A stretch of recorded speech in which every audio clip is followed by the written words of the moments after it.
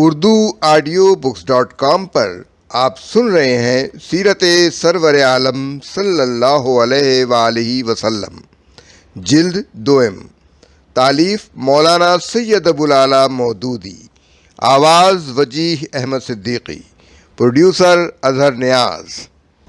باب ہفتم، حصہ 1، دعوت عام کی ابتدا۔ پچھلے 2 ابواب میں جو کچھ بیان کیا گیا ہے اس سے یہ بات اچھی طرح سمجھ میں آ جاتی ہے کہ رسول اللہ صلی اللہ علیہ وآلہ وسلم نے 3 سال کی خفیہ دعوت کے بعد جب علل اعلان اسلام کی تبلیغ شروع کی تو اس پر قریش اور عام اہل عرب کے اس قدر بوکھلا جانے کی وجہ کیا تھی، اور کیوں وہ آپ صلی اللہ علیہ وآلہ وسلم کے مقابلے میں شدید مخالفت و مزاحمت اور عداوت و شقاوت پر تل گئے۔ اس کے ساتھ ہی یہ بات بھی اس بحث سے بخوبی معلوم ہو جاتی ہے کہ اسلام کی یہ دعوت دلائل اور اخلاق کے کیسے زبردست ہتھیاروں سے مسلح ہو کر اٹھی تھی کہ اس کے سامنے پرانی جاہلیت اپنی ساری تدبیروں، چال بازیوں اور ظلم و ستم کے باوجود بے بس ہو کر رہ گئی۔ اب ہم تاریخی بیان کا سلسلہ پھر اسی مقام سے جوڑتے ہیں جہاں ہم نے اسے چوتھے باب میں چھوڑا تھا، اسلام کا اولین اظہار۔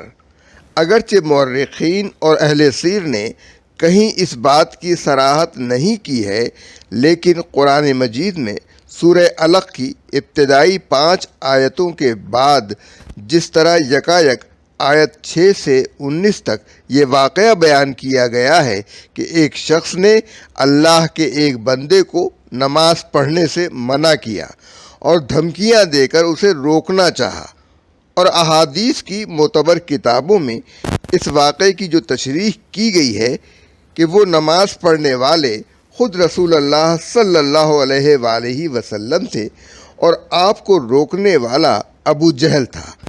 اس پر غور کرنے سے یہ بات صاف معلوم ہوتی ہے کہ حضور صلی اللہ علیہ وآلہ وسلم نے اپنے دین کا اظہار سب سے پہلے حرم میں اسلامی طریقے پر نماز پڑھ کر کیا۔ اس وقت تک مسلمان چھپ کر نماز پڑھا کرتے تھے۔ کوئی حرم کعبہ تو درکنار کسی کھلی جگہ پر بھی علانیہ نماز پڑھنے کی جرت نہ کر سکتا تھا۔ صرف ایک دفعہ مکہ کی گھاٹیوں میں سے ایک سنسان گھاٹی رضی اللہ عنہ بن ابی وقاص کے ساتھ نماز پڑھتے ہوئے مشرکین نے مسلمانوں کو دیکھ لیا تھا تو اس پر مار کٹائی کی نوبت آ گئی تھی، جیسا کہ ہم پہلے بیان کر چکے ہیں۔ لیکن جب اللہ تعالیٰ کا یہ ارادہ ہوا کہ اسلام کا کھلم کھلا اظہار کیا جائے تو رسول اللہ صلی اللہ علیہ وآلہ وسلم نے کسی خوف اور جھجک کے بغیر حرم میں جا کر نماز پڑھنی شروع کی، جس کی ہمت آپ صلی اللہ علیہ وآلہ وسلم کے سوا اور کوئی نہ کر سکتا تھا۔ اسی چیز سے قریش کے عام لوگوں نے پہلی مرتبہ محسوس کیا کہ آپ صلی اللہ علیہ وآلہ وسلم کا دین ان کے دین سے بدل گیا ہے۔ دوسرے دیکھنے والے تو اس پر حیران ہی تھے، مگر ابو جہل کی رگ جاہلیت اس پر پھڑک اٹھی اور اس نے آپ صلی اللہ علیہ وآلہ وسلم کو دھمکیاں دے کر اس سے روکنے کی کئی مرتبہ کوشش کی۔ حضرت ابو ہریرہ رضی اللہ عنہ کا بیان ہے کہ ابو جہل نے قریش کے لوگوں سے پوچھا، کیا محمد صلی اللہ علیہ وآلہ وسلم تمہارے سامنے زمین پر اپنا منہ ٹکاتے ہیں؟ لوگوں نے کہا ہاں۔ اس نے کہا، لات اور عزا کی قسم، اگر میں نے ان کو اس طرح نماز پڑھتے ہوئے دیکھ لیا تو ان کی گردن پر پاؤں رکھ دوں گا اور ان کا منہ زمین میں رگڑ دوں گا۔ پھر ایسا ہوا کہ حضور صلی اللہ علیہ وسلم کو نماز پڑھتے دیکھ کر وہ آگے بڑھا تاکہ آپ صلی اللہ علیہ وآلہ وسلم کی گردن پر پاؤں رکھے، مگر یکایک لوگوں نے دیکھا کہ وہ پیچھے ہٹ رہا ہے اور اپنا منہ کسی چیز سے بچانے کی کوشش کر رہا ہے۔ اس سے پوچھا گیا، یہ تجھے کیا ہو گیا؟ اس نے کہا کہ میرے اور ان کے درمیان آگ کی ایک خندق اور ایک ہولناک چیز تھی اور کچھ پر تھے۔ رسول اللہ صلی اللہ علیہ وآلہ وسلم نے فرمایا، اگر وہ میرے قریب پھٹکتا تو ملائکہ اس کے چیتھڑے اڑا دیتے۔ احمد، مسلم، نسائی، ابن جریر، ابن ابی حاتم، ابن المنذر، ابن مردویہ، ابو نعیم اصفہانی، بہیقی۔ ابن عباس رضی اللہ عنہ کی روایت ہے کہ ابو جہل نے کہا، اگر میں نے محمد صلی اللہ علیہ وآلہ وسلم کو کعبہ کے پاس نماز پڑھتے دیکھ لیا تو ان کی گردن پاؤں تلے دبا دوں گا۔ نبی صلی اللہ علیہ وآلہ وسلم کو اس کی خبر پہنچی تو آپ صلی اللہ علیہ وآلہ وسلم نے فرمایا کہ اگر اس نے ایسا کیا تو ملائکہ علانیہ اسے آ پکڑیں گے۔ بخاری، ترمذی، نسائی، ابن جریر، عبدالرزاق، عبد بن حمید، ابن المنذر، ابن مردویہ۔ ابن عباس رضی اللہ عنہ کی ایک اور روایت ہے کہ رسول اللہ صلی اللہ علیہ وآلہ وسلم مقام ابراہیم پر نماز پڑھ رہے تھے۔ ابو جہل کا ادھر سے گزر ہوا تو اس نے کہا، اے محمد، کیا میں نے تم کو اس سے منع نہیں کیا تھا؟ اور اس نے آپ صلی اللہ علیہ وآلہ وسلم کو دھمکیاں دینی شروع کیں۔ جواب میں رسول اللہ صلی اللہ علیہ وآلہ وسلم نے اس کو سختی کے ساتھ جھڑک دیا۔ اس پر اس نے کہا، اے محمد، تم کس بل پر مجھے ڈراتے ہو؟ خدا کی قسم، اس وادی میں میرے حمایتی سب سے زیادہ ہیں۔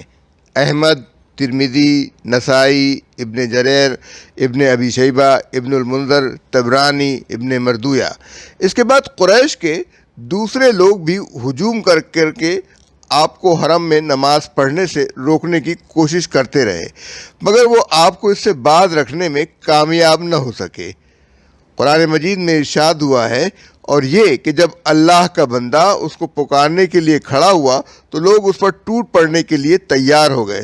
سورہ جن، آیت 19۔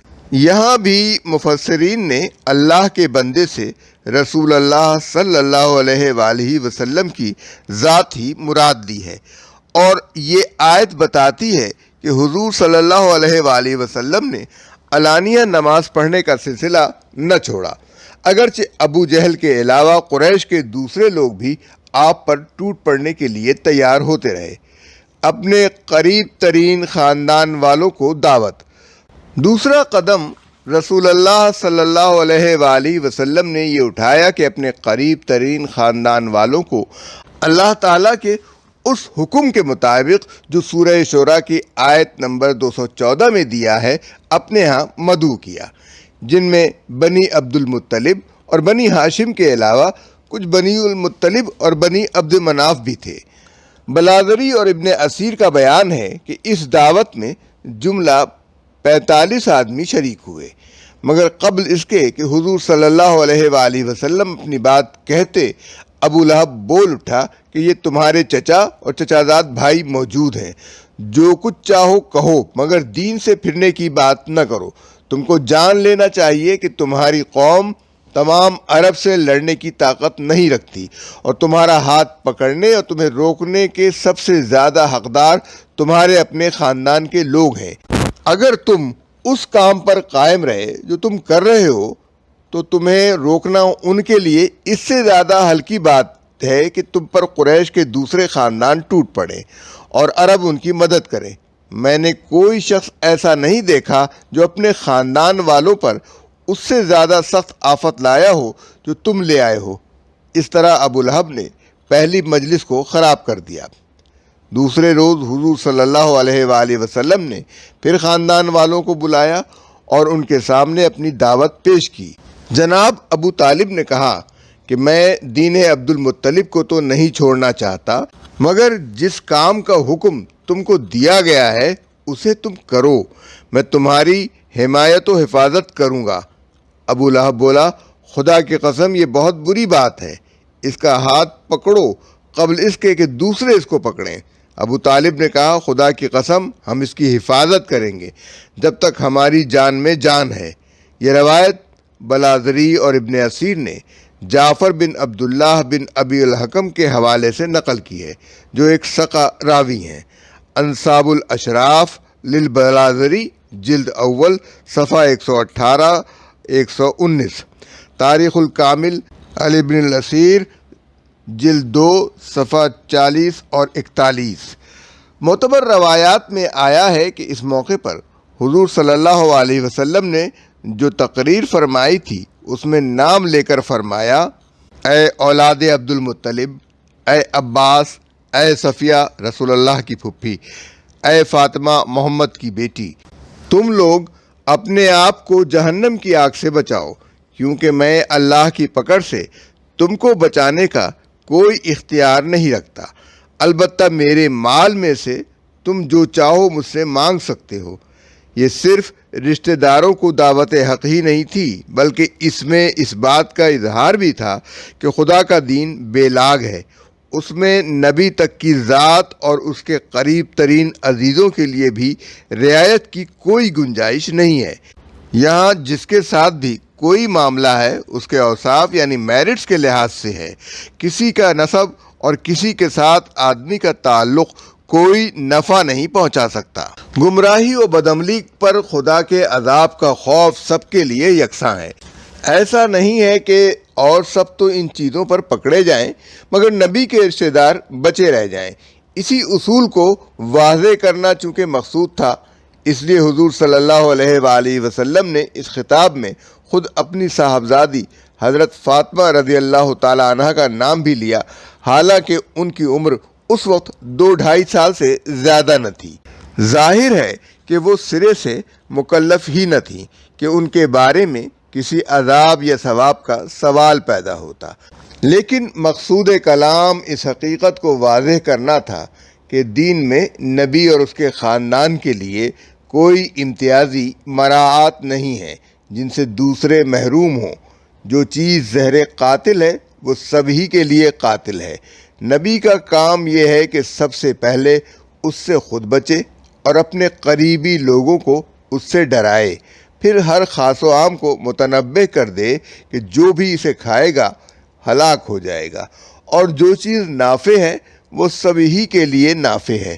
نبی کا منصب یہ ہے کہ سب سے پہلے اسے خود اختیار کرے اور اپنے عزیزوں کو اس کی تلقین کرے، تاکہ ہر شخص دیکھ لے کہ یہ وعظ و نصیحت دوسروں ہی کے لیے نہیں ہے، بلکہ نبی اپنی دعوت میں مخلص ہے، خود اس پر عمل کرتا ہے اور اپنے عزیزوں کو اس پر عمل کی تلقین کرتا ہے۔ قریش کے تمام خاندانوں کو دعوت۔ اس کے بعد تیسرا قدم آپ صلی اللہ علیہ وآلہ وسلم نے یہ اٹھایا کہ ایک روز صبح سویرے صفا کے سب سے اونچے مقام پر کھڑے ہو کر بلند آواز میں پکارا: یا صباحا، ہائے صبح کا خطرہ! اے قریش کے لوگو، اے بنی کعب بن لوئی، اے بنی مرہ، اے آل قصہ، اے بنی عبد مناف، اے بنی عبد شمس، اے بنی ہاشم، اے آل عبد المطلب۔ اسی طرح قریش کے ایک ایک قبیلے اور خاندان کا نام لے لے کر آپ صلی اللہ علیہ وآلہ وسلم نے آواز دی۔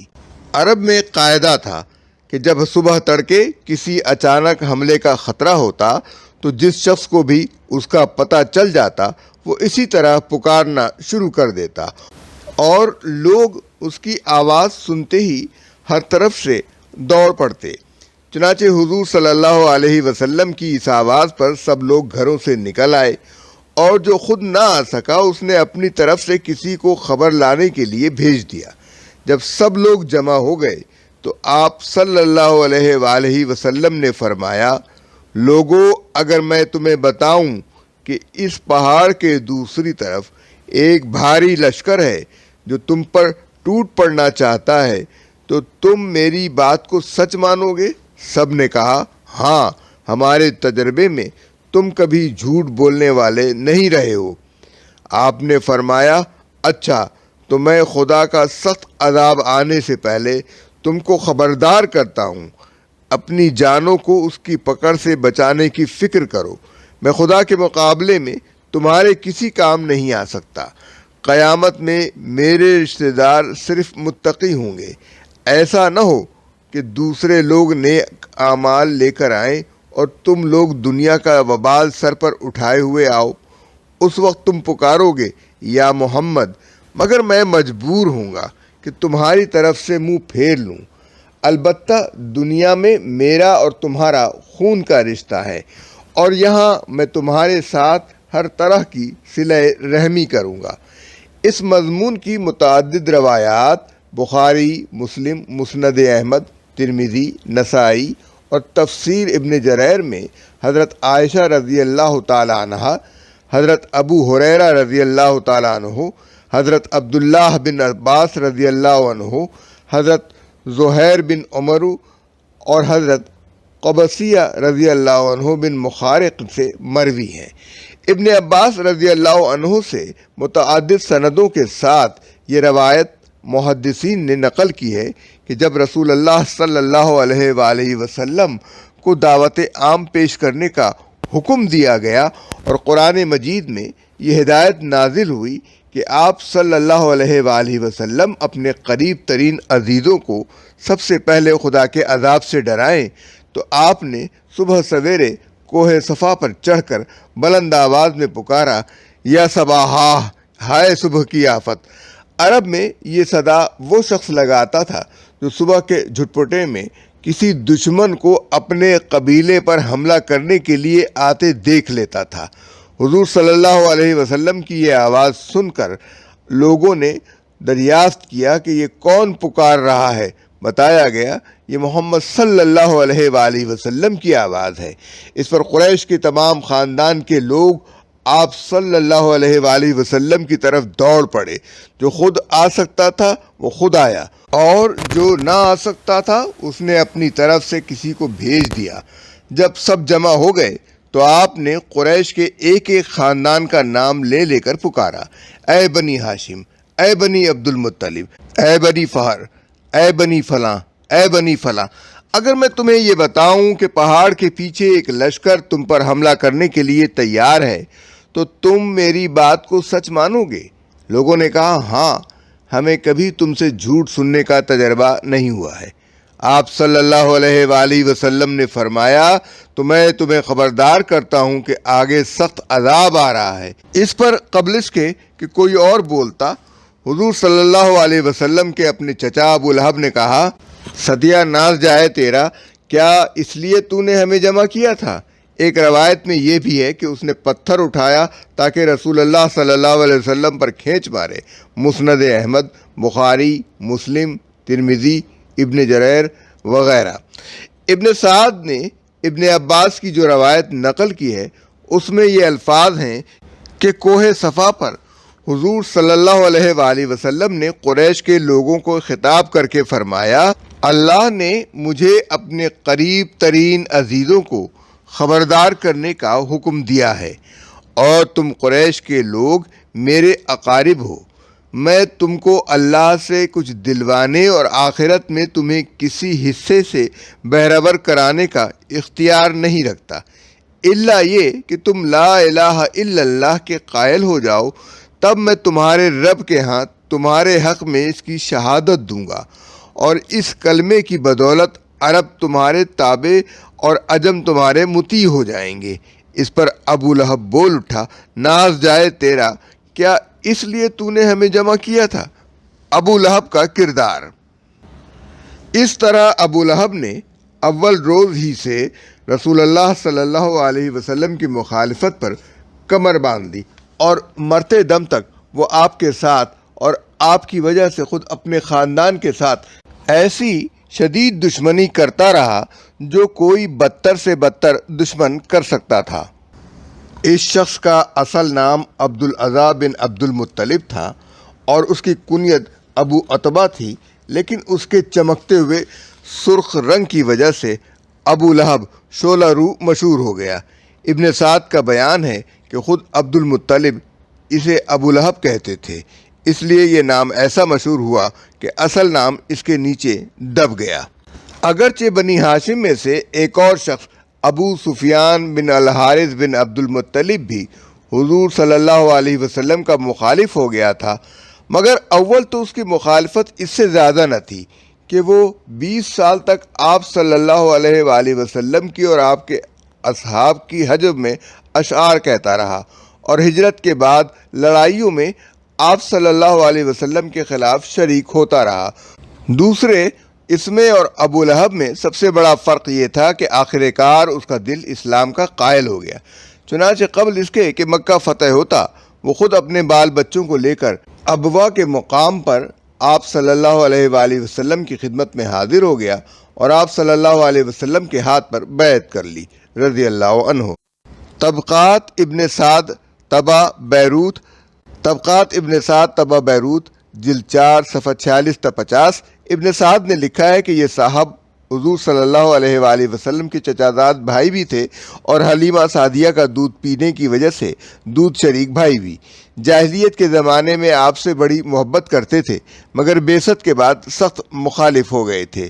بلادری نے انصاب الاشراف جلد اول صفحہ 361 طبع مصر میں بھی قریب یہی کچھ لکھا ہے۔ البتہ اس میں یہ اضافہ ہے کہ حضرت عباس کی سفارش پر حضور صلی اللہ علیہ وسلم نے ان کو معاف فرمایا، نیز اس میں ابوا پر ان کی حاضری کو ایک کمزور قول کی حیثیت سے بیان کیا گیا ہے، اور ترجیح اس قول کو دی گئی ہے کہ یہ عفو تقصیر کی درخواست لے کر نیق العقاب مکہ اور مدینے کے درمیان بحفا کے قریب ایک مقام پر حاضر ہوئے تھے۔ یاقوت نے بھی معجم البلدان میں یہی روایت نقل کی ہے۔ لیکن ابو لہب کا معاملہ بالکل مختلف تھا۔ اس نے نہ صرف انسانیت کی بلکہ عرب کی معروف و مسلم اخلاقی روایات کی بھی ساری حدیں توڑ ڈالیں اور حضور صلی اللہ علیہ وسلم کی دشمنی میں آدمیت و شرافت سے گزر کر کمینے پن پر اتر آیا، درا حالی کہ آپ کا اور اس کا خون کا رشتہ تھا، اور اس رشتہ داری کی وجہ سے اس کی مخالفت دوسروں کی مخالفت کی بنسبت دین کی راہ میں بڑی رکاوٹ بن رہی تھی۔ یہی وجہ ہے کہ اس وقت کے تمام اعدائے اسلام میں سے صرف ابو لہب ہی ایک شخص ہے جس کا نام لے کر قرآن مجید میں اس کی مذمت کی گئی ہے، حالانکہ مکہ میں بھی اور ہجرت کے بعد مدینے میں بھی بہت سے ایسے لوگ تھے جو اسلام اور محمد صلی اللہ علیہ وآلہ وسلم کی عداوت میں اس سے کسی طرح کم نہ تھے۔ سوال یہ ہے کہ اس شخص کی وہ کیا خصوصیت تھی جس کی بنا پر قرآن میں اس کا نام لے کر اس پر اظہار غضب کیا گیا؟ اس بات کو سمجھنے کے لیے ضروری ہے کہ اس وقت کے عربی معاشرے کو سمجھا جائے اور اس پس منظر میں ابو لہب کے کردار کو دیکھا جائے۔